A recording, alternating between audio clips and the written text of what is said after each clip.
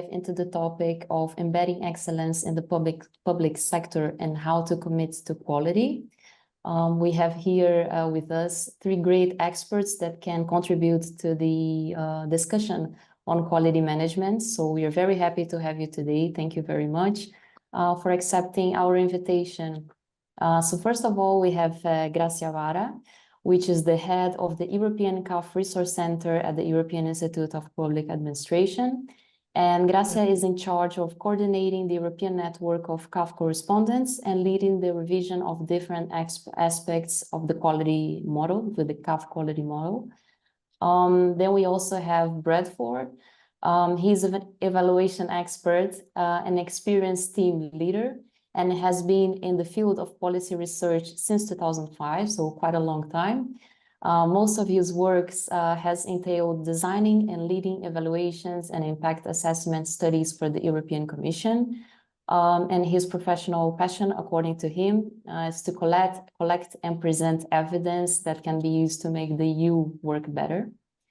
And last but not least, we have Natalia Nolan. She's a senior policy analyst in the OECD Public Governance Directorate, specializing in performance management and public employment for over 10 years, so also a lot of experience there. She contributed to the recent OECD initiative on the use of the CAF, the Common Assessment Framework, to strengthen the resilience of public administrations. So thank you very much for being here today with us. And basically why we wanted to bring the topic of quality, or how to commit to quality, is because we have seen that so far so many research conducted has shown that quality is relevant. We all know that, of course. For example, also the OECD research that I just mentioned that Natalia was part of and contributed to that, under the name of More Resilient Public Organizations and Administrations After COVID-19 Lessons from Using the CAF Assessment, the Common Assessment Framework, 2020. And basically the results or conclusions from this research is that the first one, the CAF contributes to organizational resilience in two key ways. The first one is throughout the CAF improvement plans, and that often creates more resilient organizations. And the second one is basically through the process of using the CAF. So, for example, undertaking the regular CAF cycles and the self-assessment contributes overall to a culture of continuous improvement, a culture of innovation, collaborative approach, and of course, a sense of teamwork. And we now at the CAF European Resource Center, we are also, with the support of the European Commission and the DG Reform, conducting a research project, basically to map the state of affairs regarding the institutionalization of quality management in the EU member states and candidate countries, with a specific focus on the CAF model. And of course, we are studying a lot this OECD research that I just mentioned, and it is extremely relevant for us as well.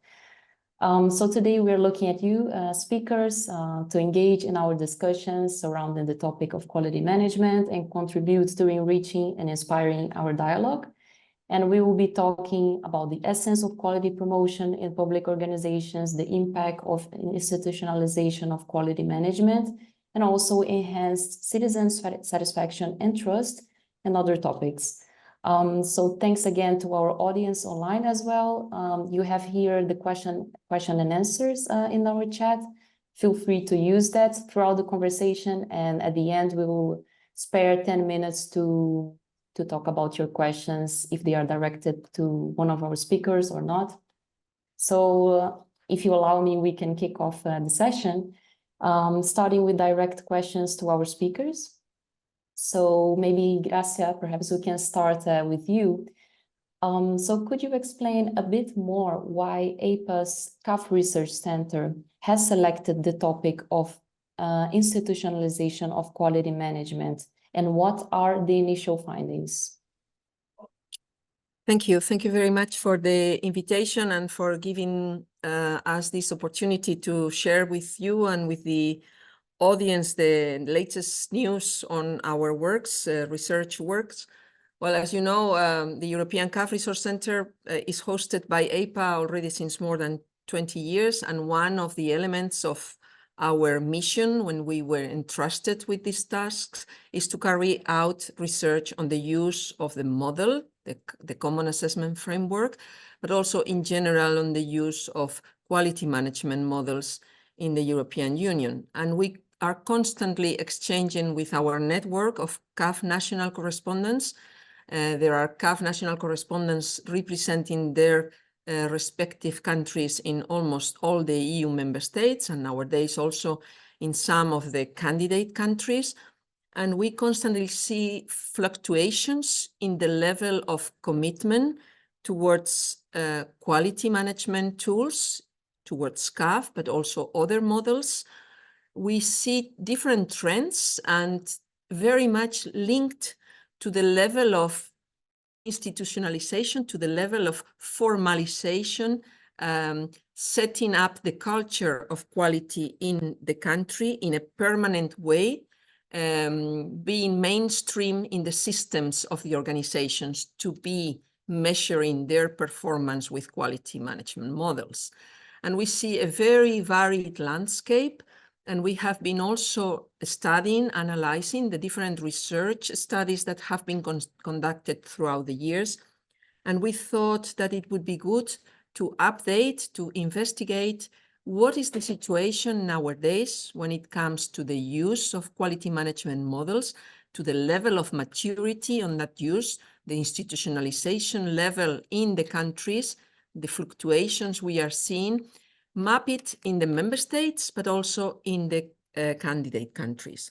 And we were already debating around these ideas when, through the European Public Sector Awards, which is the award that we assist the European Commission to conduct this ceremony, this competition.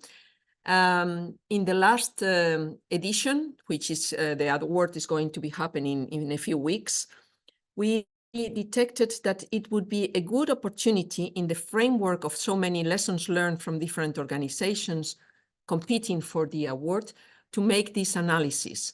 So we got the support from DG Reform from the European Commission to conduct a study for the coming months on what is the state of affairs, the map in the European Union and candidate countries when it comes to the level of institutionalization of quality management tools in general, with a specific attention to the use of the model CAF. So far, we have established the methodology that we started with ample desk research. We have prepared together and based on previous research, a common framework for analyzing these levels of institutionalization. And in order to do that, we have established several criteria we will be looking at: whether there is in the member states voluntary use of quality model mechanisms, whether it's compulsory via legislation, whether it is in the plans of the government and revisions on a regular basis or not. Also, whether they establish roadmaps, mechanisms to really follow up that. Very important, what is the level of commitment, political commitment, the leadership, coordination mechanisms? Is it a bottom-up approach, top-down? It depends very much on the type of countries we are looking at. It varies a lot. When we look at the candidate countries, it's a completely different scenario than when we look at most of the EU member states. But also very important, the resources they have. And this means financial resources, but also capacity building mechanisms supported by the different organizations. And the level of recognition of this use of the models, because everybody wants to be in this path towards continuous improvement, also to be getting external feedback, being recognized for it, whether there are certification mechanisms established, awards provided in the different countries, etc. So we are still at the initial stage. We have conducted a quite broad survey in the different member states and candidate countries. We are going now through a second round of surveys, and then we will conduct interviews, semi-structured interviews. So we are still in the process, but it's confirming what we knew.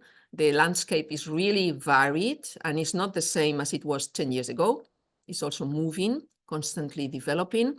And the other thing we really want to verify is if we will be able to find the links between a more institutionalized system of quality management with better performance of the public sector, higher levels of trust by the citizens. We still don't know if we will be able to draft these links, but we are hoping and looking forward to that. So thank you. Great, thank you very much. And also for bringing this last part about citizen satisfaction and trust, because we have here Natalia, and it would be great to hear from her, also from the OECD perspective, how is institutionalization of quality relate to improved public organization performance? And for example, Natalia, if you maybe could provide further details on this domino effect that it creates. So in this case, the enhanced citizen satisfaction and trust, and if there is really a link there. So we would love to hear from you in that scenario. Thank you. Sure, and thank you for having me. And I look very much forward to seeing the results of your research, because indeed it would be great to see more evidence beside our initial OECD report on how the CAF can impact better performance. So I'll just quickly share, because I do have some data to share with you about our most recent trust survey from 2021 and the links on between between performance and citizen satisfaction and trust. So I will share that just very briefly, some slides with you.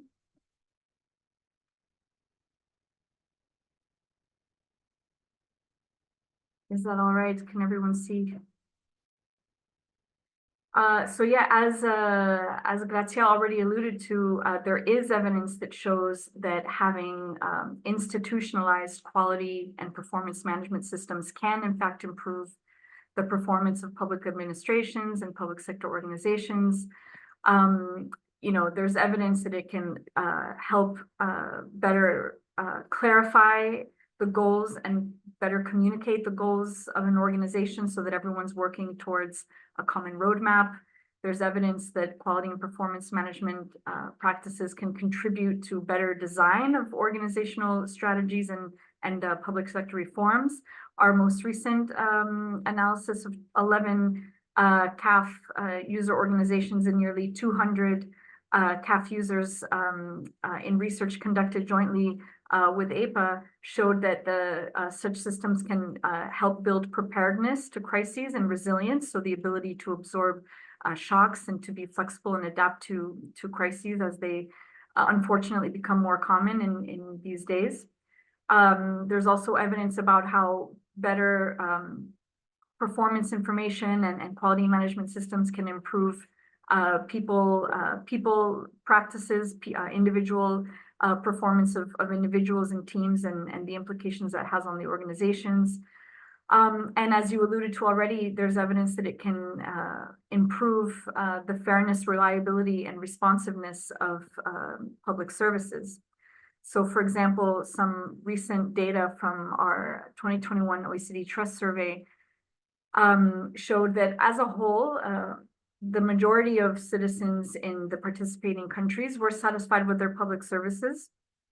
But we ran some correlations demonstrating that as you increase the satisfaction with public services, that you can have an increase that can be associated with an increase also in the levels of citizens' trust in the civil service.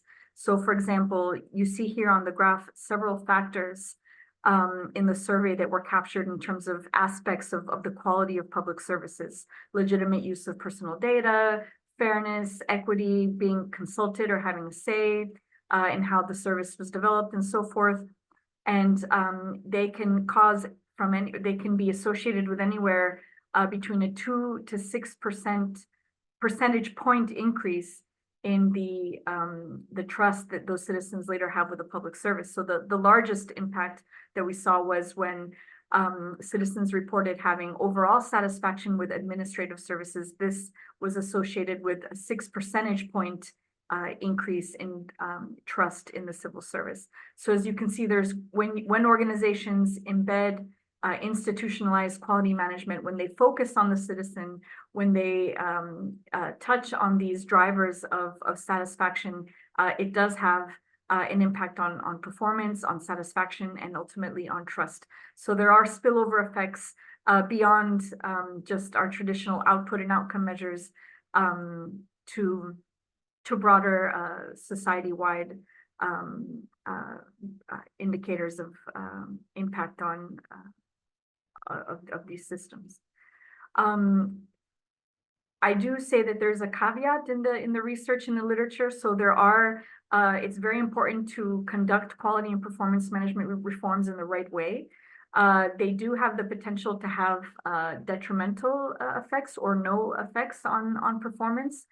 So what we found is that if implemented in the wrong way, and specifically when the incentives are wrong, when there's a very tight link between performance pay or even budgetary allocation to metrics that are and targets that are preset, there is a tendency towards gaming, where organizations spend too much time focusing on those metrics over others, at the detriment of other important outcomes in the organization. It can sometimes hinder collaboration between agencies on shared objectives. It's difficult sometimes to capture the complexity of the drivers of policy and service outcomes, and it's hard to capture that complexity in our quality management systems. And we want to make sure that they promote, not hinder innovation, so that we're not just measuring that things are being done right, but that we're doing the right things. So there's different ways that organizations can overcome these risks by looking at quality management systems as a learning tool, as a steering tool for strategies, discussion, the design of reforms, to create a culture of learning and continuous improvement and innovation, rather than one that is very strictly based on monetary objectives, to reduce the reporting burden on stakeholders, because there can be, unfortunately, a large reporting burden when you're providing accurate performance information, and on continuously looking at our quality and performance management systems and updating them according to changing demands, preferences, and changing standards and best practices. So they need to be living tools that are always reassessed and made sure that they're fit for purpose. So with that, I'll stop sharing my screen. I hope I've answered your question. Perfect, you sure did. Thank you so much for bringing your contribution as well, Natalia. And right now, I think we can move on to Bradford, and maybe perhaps we can bring the better regulation framework, which is something you definitely could make a link with the quality management, because we all know that the quality management is not formally integrated within the better regulation framework. But do you think it could be more explicit and embedded in it? For example, when evaluating EU agencies, should it be more integrated there? What is your opinion on that? Yeah, thanks, Giovanna, for the question. I think it's very interesting, and also thanks to Gracia and Natalia for your points. I mean, I think it's first of all great to see how much thought is going into pinning down the benefits of quality management and to increasing uptake among different public administrations. And now turning to better regulation. Now, better regulation is the framework in the EU, especially European institutions, for evidence-based policymaking. So it underpins efforts to assess new initiatives or continuing initiatives in an ex-ante way, and then also to periodically evaluate those initiatives to see if they're achieving their effects, if they're good value for money, and so on. Sounds a lot like some of the things that we talk about when we discuss quality management. And now, when I was first asked to take part in this panel and put it in a charitable way, was not extremely familiar with quality management as a concept or a practical tool. And this is despite having worked in evaluation and better regulation for more than 15 years. Now, instead of smartly declining based on this lack of experience, I took a kind of consultant's approach, and I was intrigued by the idea. Okay, so what is the Common Assessment Framework? Why haven't I come across it in my years of working with the EU institutions and national governments? Now, taking a step back, okay, so what are the kind of similarities and linkages, potential linkages between these two things? So if you look at the Common Assessment Framework, I looked in the model document. The Common Assessment Framework is based on the premise that excellent results in organizational performance, citizens, customers, people, and society are achieved through leadership, driving strategy, and planning, people, partnerships, resources, and processes. It looks at the organization from different angles at the same time, holistic approach to performance analysis. Then you look at the better regulation guidelines, which underpin the better regulation framework and for how evaluation is meant to be done in the EU. Better regulation is about creating legislation and initiatives that achieve their objectives while being targeted, effective, easy to comply with, and causing the least possible administrative burden.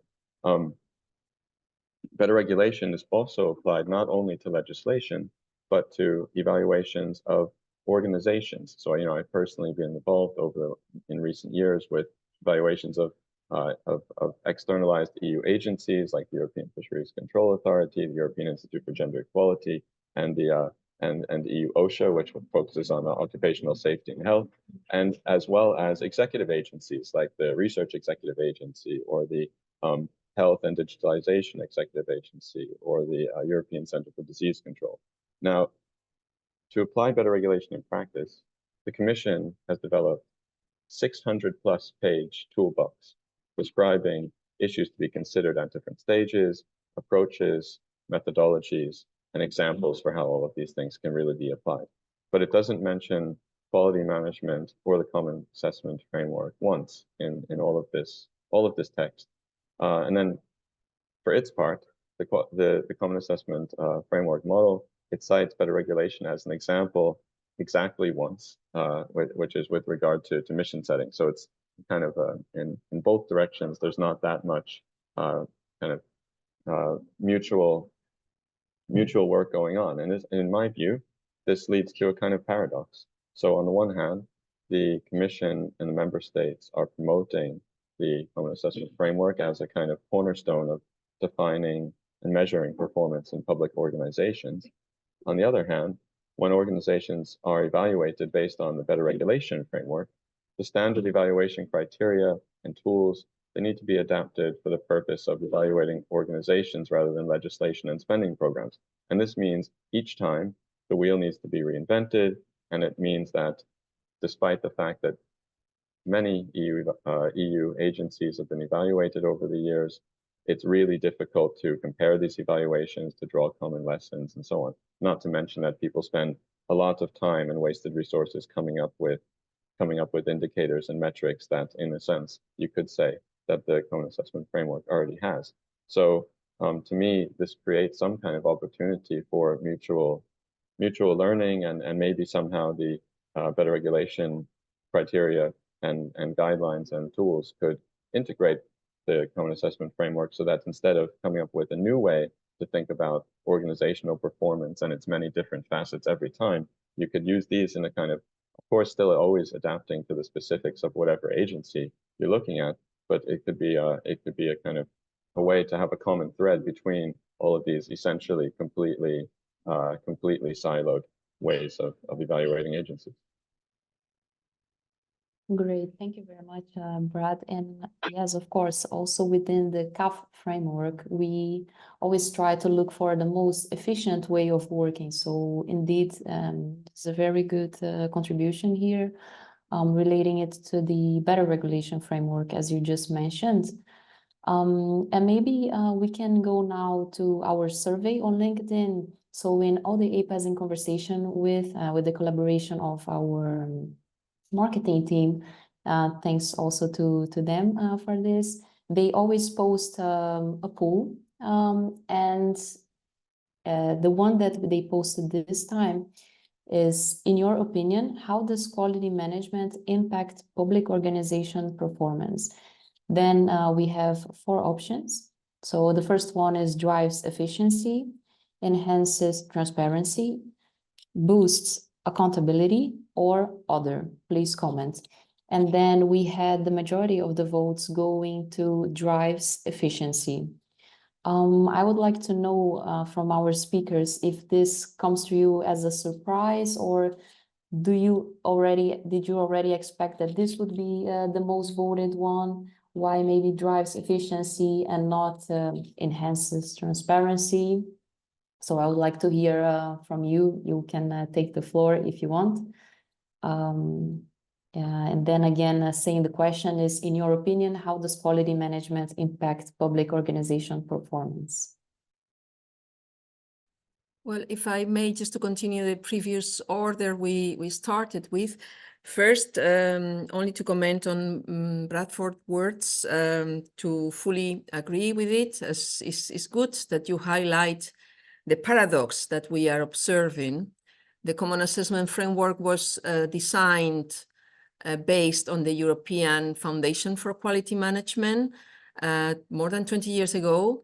It was a framework mainly thought for the private sector, and what the ministries of public administration, the director generals in the context of EUPAN, the European Public Administration Network, did in those days was to adapt the model that was designed for the private sector, to adapt it to the public sector. And that's how CAF was born. The model has been revised several times, and the last model, the last version we have, is the CAF 2020, and the revisions have always been conducted with the ambition to update the model, modernize it, simplify it, and go with the trends of public administration. So this is the model per excellence that, with the support of all the member states, we have for the public sector.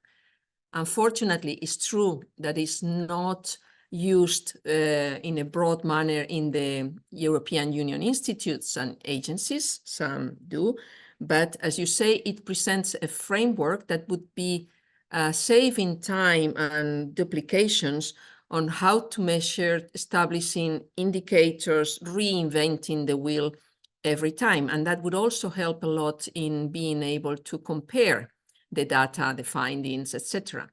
I am not surprised by the results of the LinkedIn questionnaire. In fact, its increased efficiency is one, I would say, of the most obvious assets. And if you allow me, I would like to link this with the recent communication from the European Commission last year, at the end of last year, Compact, in which when the Commission itself asks why do we need Compact, which is a support tool for the reform of public administrations, for bringing better, let's say, skills in the public sector, in the public civil servants, and being able to work better and be able to coordinate and to learn from each other, exchange of best practices, etc. Well, when they announced this communication, the data given by the Commission was that more efficient administration could save around 64 billion euro on an annual basis.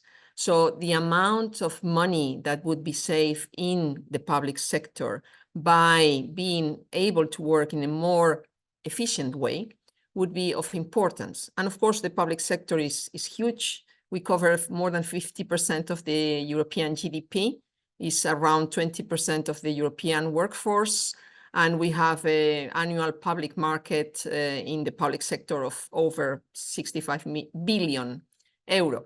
So with this, it's clear that the public sector is very much impactful in the performance of the organizations, and as a consequence, and following Natalia reasoning also on the level of satisfaction of our citizens and the levels of trust. So I want to stop here, and I'm sure my colleagues will enrich this for sure. Thank you. Yeah, I'm also not surprised that efficiency was ranked as the first potential benefit of the CAF and quality management framework. As you know, there is evidence in the literature to show that, and from our own research in the CAF community, that better people management, better strategies, better foresight, better contracting and procurement, better processes and procedures in general, you know, budget and audit and so forth, all do contribute to better outcomes for fewer inputs or costs. There are cost saving potential there. Transparency, I'm not surprised that that wasn't ranked as one of the major outcomes either, because we're better at publicizing all of our performance information, especially internal operational, you know, our HR indicators, our budgeting indicators, our procurement indicators.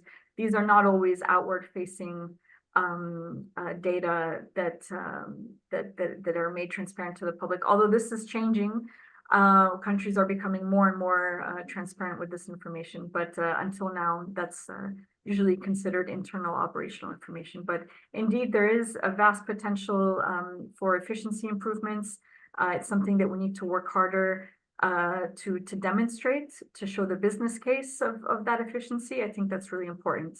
We need to not just run the CAF and other performance assessment systems, but show what impacts they had on the improvement of the organization for citizens, and show the financial and non-financial benefits for our policymakers and politicians.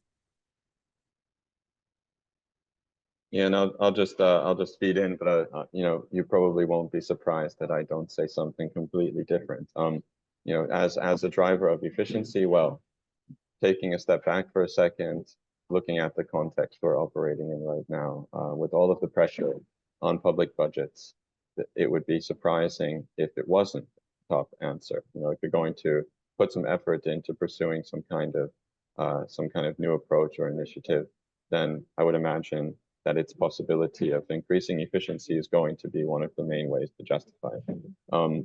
It's also, just to add, maybe worth saying, is that it's also completely consistent with the evolving approach to better regulation in the EU, which has recently introduced things like the one in, one out principle, which means that so when you introduce a new administrative burden or process that or set of rules, that it should be, at least in principle, accompanied by some other reduction in administrative burdens or rules and so forth, which isn't always possible to do, but it kind of gives a way of looking at things as a way of regulating as a driver of increasing efficiency, and also something called the once only principle, which is also, I think, promoted by the OECD, which tries to reduce waste and unnecessary burdens on both administrations and businesses. So again, this kind of focus on efficiency and on ways of improving it at a time when resources are heavily constrained and everyone needs to be more efficient is totally sensible. Thank you very much, guys, for your contributions so far. And it's also great that we have been discussing all those concepts, but maybe it's also nice if we can bring a bit more of your personal experience and also practical recommendations. So like do's and don'ts. I will follow the same order of questions, and then maybe I can start with Gracia again. Is it possible that you could maybe bring or link the EIPA network that you mentioned and the work program with enhancing the institutionalization of quality management? And it was also great, the compact communication link that you did, which was done by the European Commission about strengthened public administrations. So maybe, Gracia, could you bring your personal experience and maybe practical recommendations as well? Yeah, thank you, Giovanna. Indeed, the EIPA, the European Public Administration Network, has a list of priority areas of work for the years 22-25, and one of them is quality management.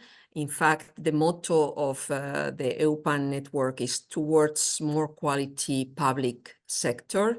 So we are together working towards that. And as I was mentioning, the fact that the Commission published the Communication Compact so recently only reinforces this approach, these, let's say, objectives we share together.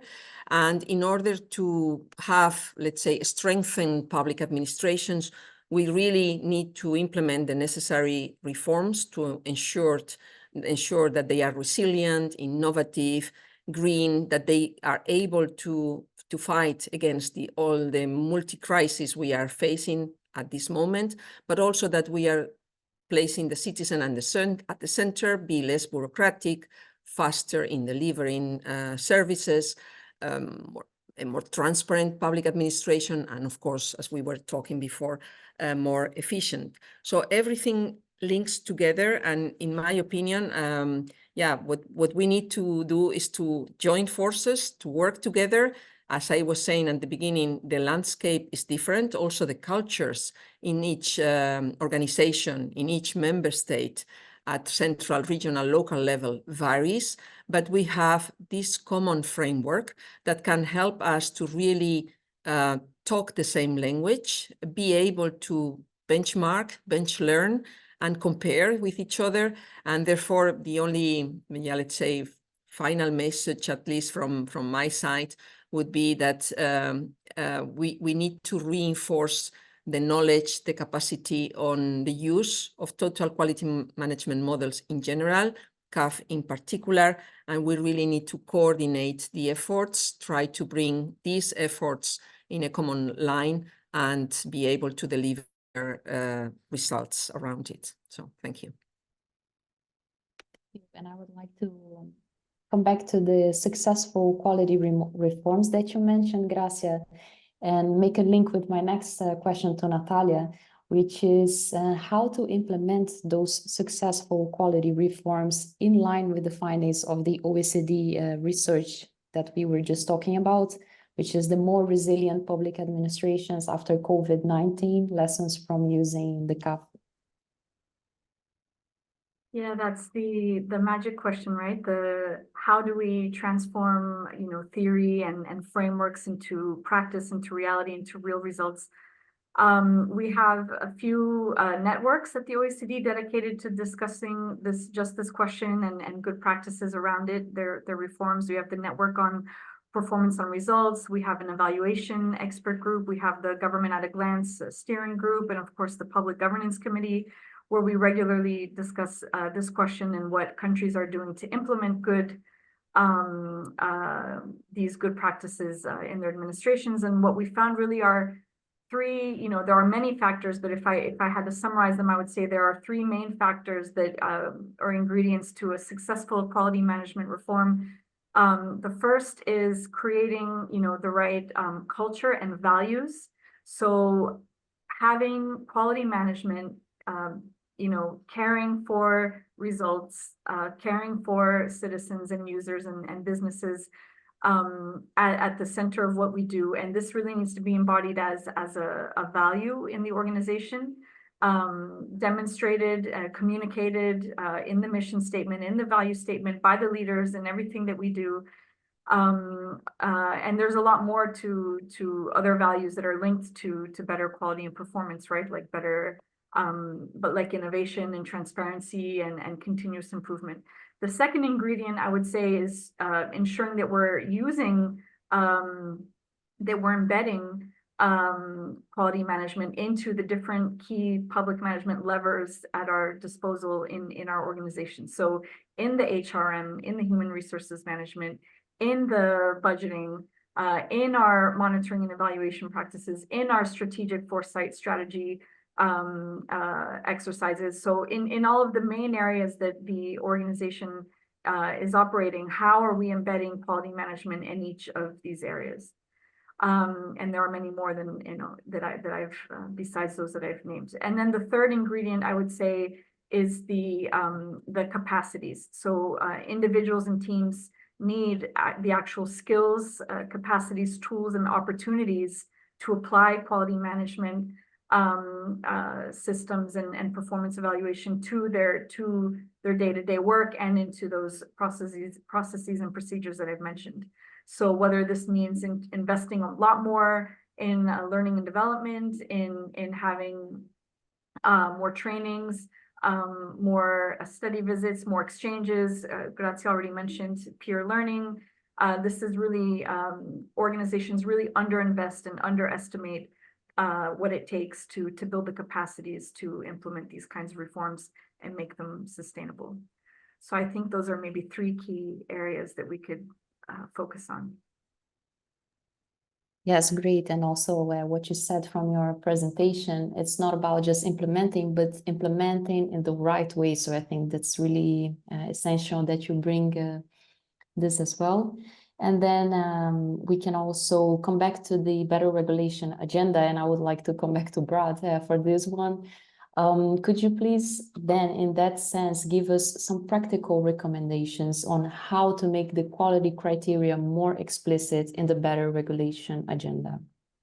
Sure, thanks a lot, Giovanna, and thanks also again to Grazia and Natalia for these ideas. I mean, looking at it from a better regulation perspective, okay, so the Common Assessment Framework provides not only comprehensive criteria for evaluation in administration, but a detailed and objective scoring system.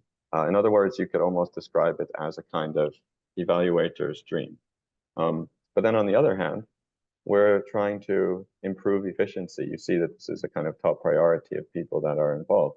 And if you want to improve efficiency, then you can't just keep continuously adding loads and loads of new initiatives and tools. You need to integrate and streamline them. So my idea there would be to, okay, so well, could not the better regulation framework integrate or at least recommend common assessment framework for the impact assessment and evaluation applicable initiatives? And yeah, it's not like this is a totally different, incompatible framework. It's just when it comes to evaluation of organizations and administrations, better regulation essentially is already asking to do very similar things, but to just but without these predefined criteria, metrics, and ways of doing things in a standardized way. My guess is that the main issue is that there's some kind of lack of awareness or exchange between, so to speak, better regulation people and common assessment framework people. This wouldn't be the first case of siloed working among different organizations. But at any event, I think the first step would be something like mapping the common assessment framework criteria and the better regulation criteria for evaluation, which are, as probably some in the audience at least know, is this relevance, effectiveness, efficiency, coherence, and EU added value. And then having done that mapping exercise, that could be the foundation for say, let's say, not trying to be too ambitious here, but adding a new tool in the better regulation toolbox for something called like organizational management, evaluation of organizations, or something like that, and give people some guidance on how the work done to develop the common assessment framework could be integrated into evaluation of EU agencies and similar initiatives. And that, I think, would help to find some standardized indicators and metrics that could be used for all organizational evaluations at EU level, and maybe make it easier to do some of the things that Grazia said. So like, benchmarking, mutual learning, and so on. And I think, yeah, would be a good step and in the spirit of the times, which is trying to increase efficiency and so on. Thank you so much. And a quick link that I would like to make is that, Grazia, you mentioned environmentally sustainable practices doing your practical recommendations. And I think it's also interesting to make this link with quality management in general, because we see that this sustainability topic is getting more and more evidence.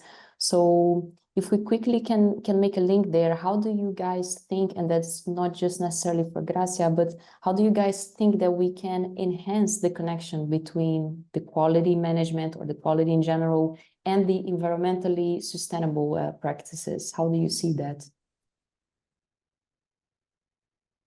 Well, if I may start, the CAF model embraces different criteria and sub-criteria.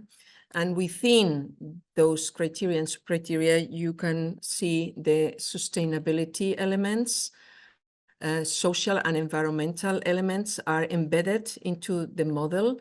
So whenever you will conduct the CAF model in your organization, one of the elements you will be looking at, and from an holistic perspective, is whether you are implementing those criteria and sub-criteria. And you will be assessed in relation to that. We have a system of scoring, so how mature your organization is in the different criteria and sub-criteria. So the link is already there because it's one of the elements we will be evaluating in this holistic assessment we will be doing of our organizations. Okay. Perfect. Anyone else would like to contribute? Well, no, I would just say that this is something that I think also could be integrated into the approach, the approach that in theory I suggest could be part of the better regulation toolbox, because basically right now when you are evaluating an new agency, there is an obligation to consider the environmental aspects, and these can be related to, let's say, whatever environment related objectives the organization already has, and trying to come up with a way to assess whether these have been achieved. But at the same time, there's nothing standardized in there. And again, as I was saying before, for other things, the evaluators are always trying to come up with kind of from first principles.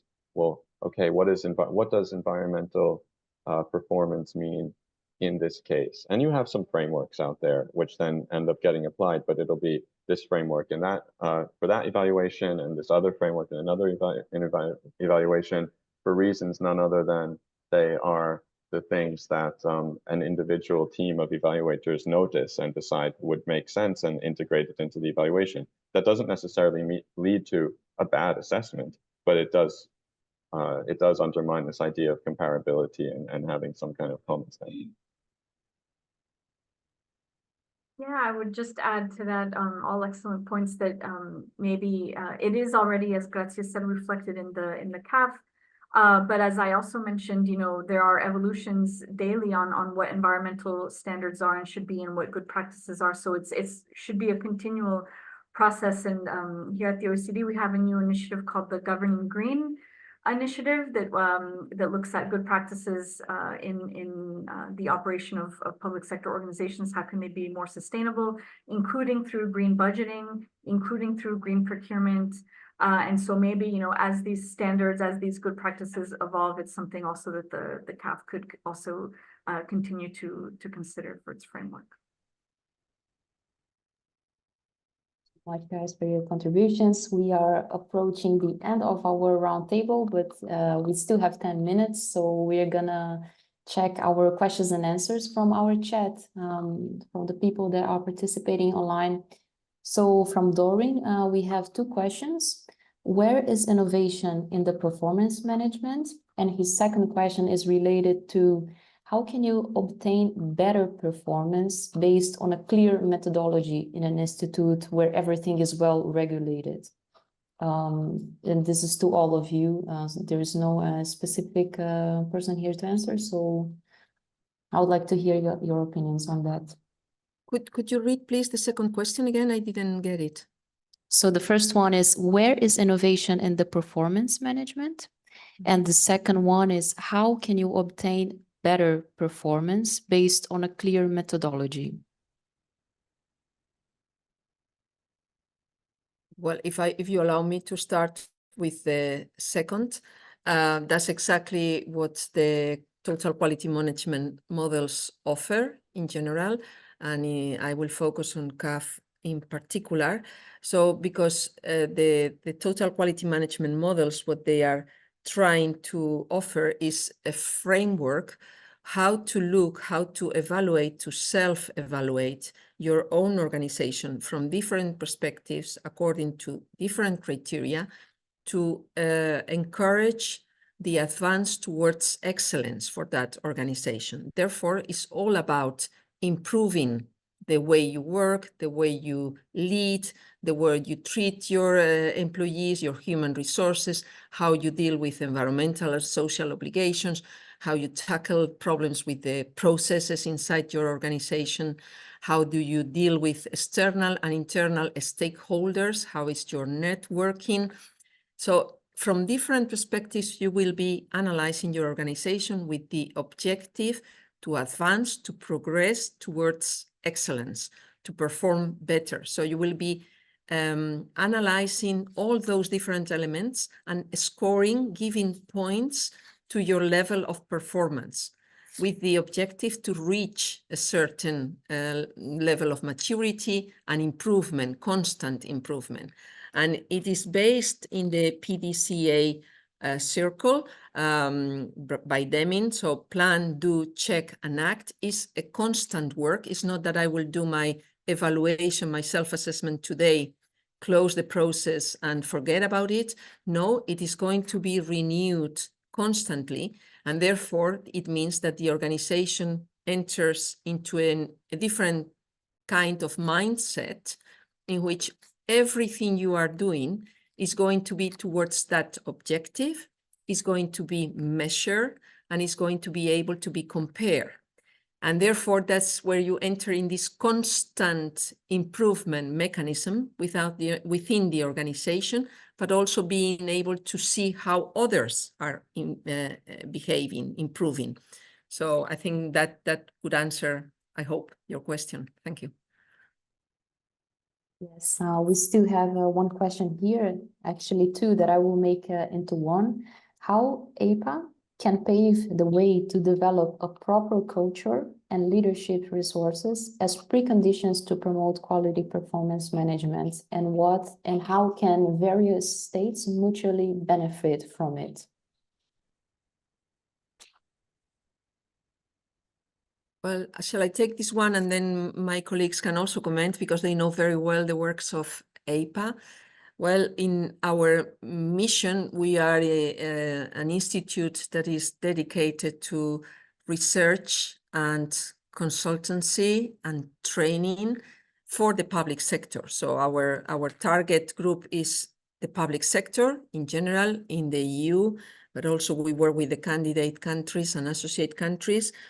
And therefore, we try through the mechanisms of capacity building, because we really believe that the level of skills of the public servants really make difference in the progress towards excellence in public administration. So we try to provide our little contribution by being attentive to what are the needs of the public sector in those different areas that you have just mentioned, and how we can provide very practical training for the best capacity skills developed for the public civil servants. So that's how we try to do it.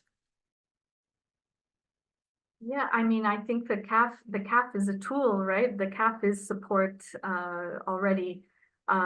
It's available online, and it's the methodology, the framework are there, the sub-criteria, the scoring, the best practices, the examples are widely available. And so I think it's a very useful tool that EIPA's produced to or hosts to help turn theory into practice.